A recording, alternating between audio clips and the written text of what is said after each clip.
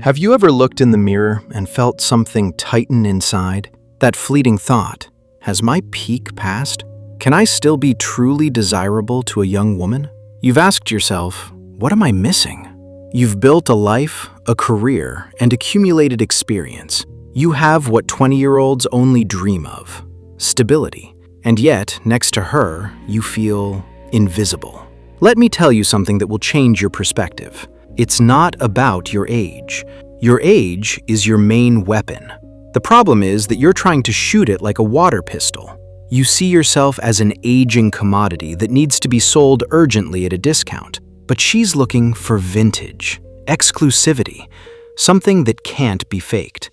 Young women are not drawn to mature men for money. They are looking for something their peers don't have: depth and unwavering confidence. Qualities that you already possess. You just need to stop hiding them.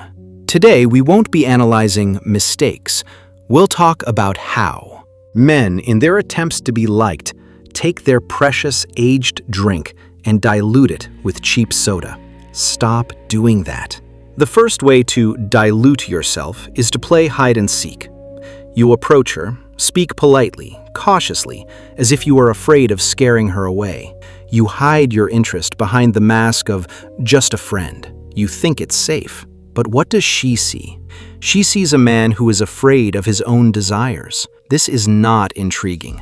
It signals insecurity.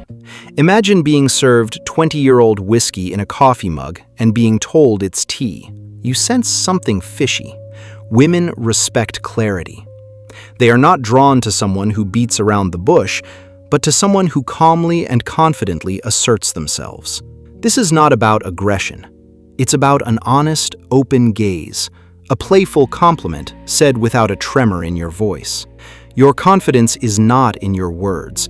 It's in the fact that you're not afraid to be yourself. The second way, the most destructive, is to pretend to be someone you're not. You wear clothes that scream, "I'm still young." You try to use slang that sounds fake coming from you. You think that if you pass for one of the gang, she'll see you as a kindred spirit. Here's the harsh truth. Every time you try to look younger, you erase the one thing that makes you unique. She's not looking for another guy her age. She has plenty of those. She's looking for something none of them can give her: your maturity, your history, your calmness. When you mix your aged drink with an energy drink, you don't make it better, you destroy it. Accept your age. Wear classics, not fleeting trends. Let your experience speak for you. When you lean on who you are, you radiate a power that no youngster can compete with. The third way, fear of tasting, fear of rejection. You see her and play out the scenario in your head. She won't like me. You don't even try because you're afraid of hearing no. This fear is a self-fulfilling prophecy. Women sense your anxiety. You approach her not to get acquainted, but to take an exam. This is exhausting for both of you. Change your perspective. This is not an exam. It's a tasting. And not only is she trying you out, but you are trying her out too. Is her taste refined enough to appreciate your complexity? Does she meet your standards? When you start to see communication this way, the fear goes away. Confidence comes not from the absence of rejection, but from the understanding that your value does not depend on it. The fourth way, be ashamed of your year of manufacture. That moment. She asks, "How old are you?" You feel a chill inside. You hesitate, avoid answering, or worse, start making excuses. This question is a litmus test. If you are uncomfortable with your age, you are telling her this is a problem. And she begins to see it as a problem. Own your age. The year on the bottle is not a flaw. It is a sign of quality. Respond calmly, with a touch of irony. I'm 50, and I've enjoyed every minute of the journey. When you are at peace with yourself, you show her that your age is an asset, not a liability. The fifth way, present yourself in a dusty bottle.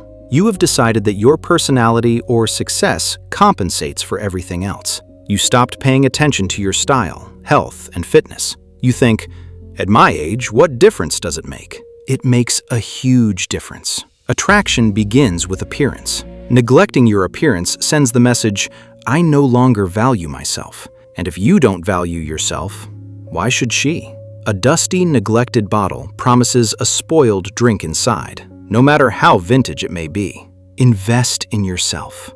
Well-fitting clothes, regular exercise, a well-groomed appearance.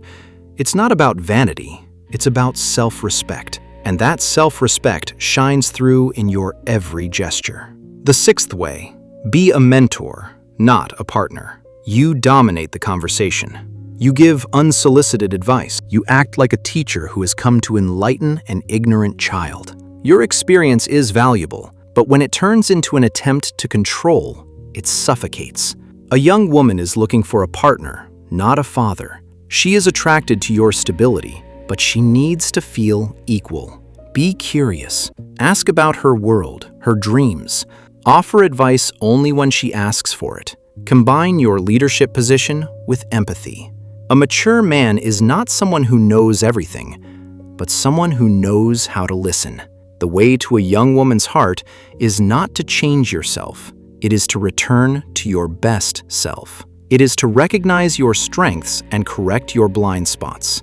When you stop apologizing for your age and start wearing it as a badge of honor, everything will change. Stop trying to be a trendy cocktail.